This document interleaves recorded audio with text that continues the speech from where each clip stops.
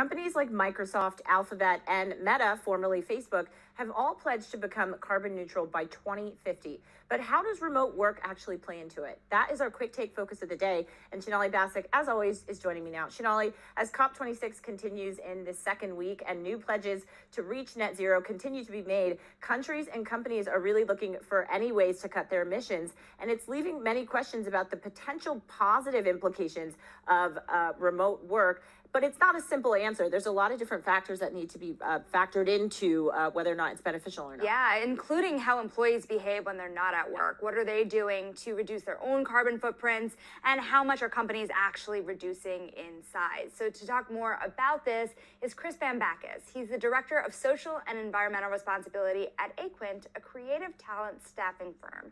Chris, thank you for being here. You have transitioned all employees to fully remote work environment, and you've noticed a huge decrease in your carbon footprint. Why is this happening? That's right. Thank you for having me. So we actually took the pandemic in 2020 as an opportunity to take stock of our carbon footprint, and we used 2019 as a baseline to calculate, as a services industry, where are we, generating carbon. And what we found was that it was really our staff and talent commuting to offices, and then also the square footage of office space. We had about 200,000 square feet of office space around the country, or actually around the world, in 2019. So when we went remote during the pandemic, we then calculated what that looked like for our carbon emissions, and combined with a few other projects that we had, we're projecting to run about 400 tons of carbon in 2021, which is a 96% reduction, down from 9,000 tons in 2019. But Chris, I mean, it's as Sonali and I were a little bit alluding to, there's a few factors into really thinking about what the carbon footprint is. I mean, does this not just shift the carbon emissions to your employees then? Well, so what we're seeing is it was the emissions from cars, and trains and so on, driving into offices and then running a second facility. That was the bulk of our carbon footprint, because we're not manufacturing things. We don't operate heavy machinery or delivery vehicles or that sort of thing. So the way that it works out, we were actually able to measure. We're using devices that plug into the wall, and then our employees could plug a device in, so we could get a baseline on, plug their laptops in, so we could figure out what their draw was on the system, and then we could calculate their carbon footprint, so we could then work to reduce and offset that. But what we're seeing is not getting in a car or getting on a train and commuting into another building is that is an order of magnitude more carbon than what is being generated by what we're doing now on a video call. I'm wondering, are there tips or pieces of advice you're giving your employees as they think about their own footprints? Is it as a matter of driving less, using the AC less, being careful with water? I mean, how do they think about this? And is there any follow-up discussion that has to be had to make sure that as more companies do this, that the overall footprint starts to decrease?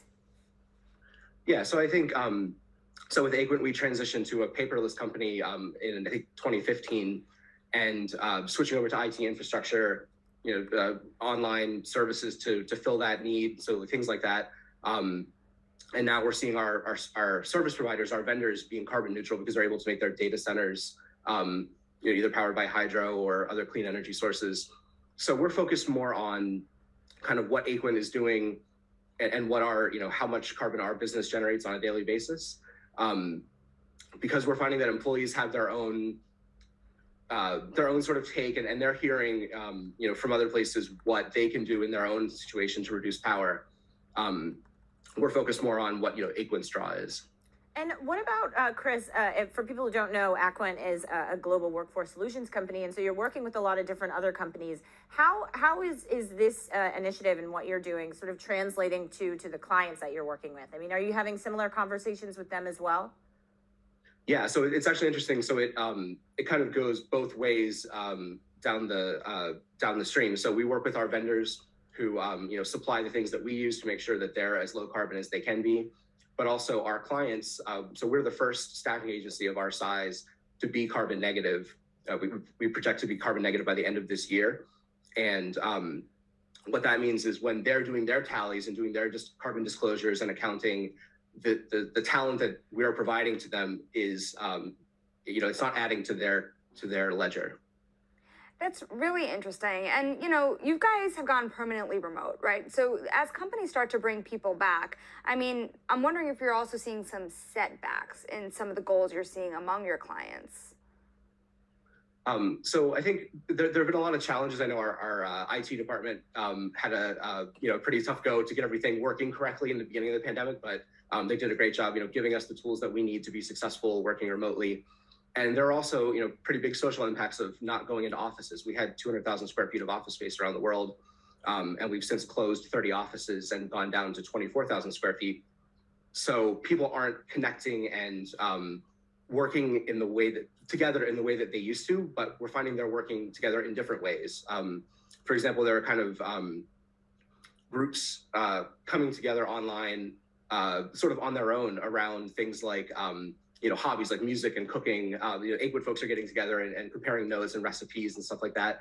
And, alongside the things that we're doing as structured remote working activities, like, coffee breaks together and, group outings and activities.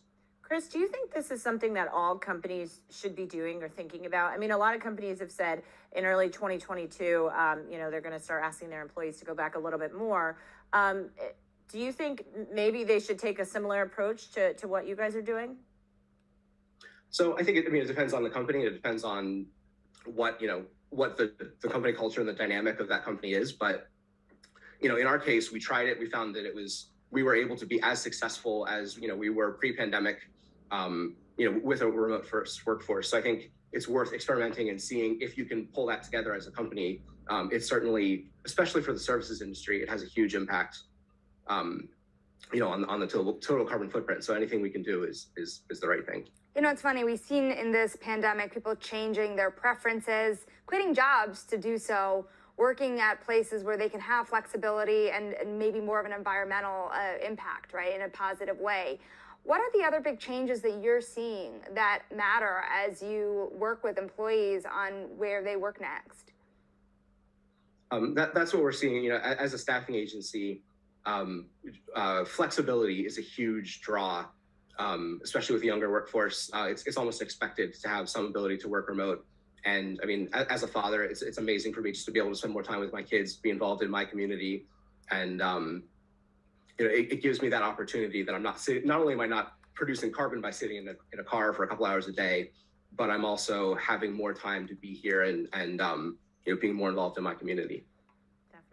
Changed a lot for a lot of people. Chris Bambacus, Aquent Director of Social and Environmental Responsibility. Thank you so much for your time. Sonali, I still think it's really fascinating where people sit on whether to go back full-time to remote full-time.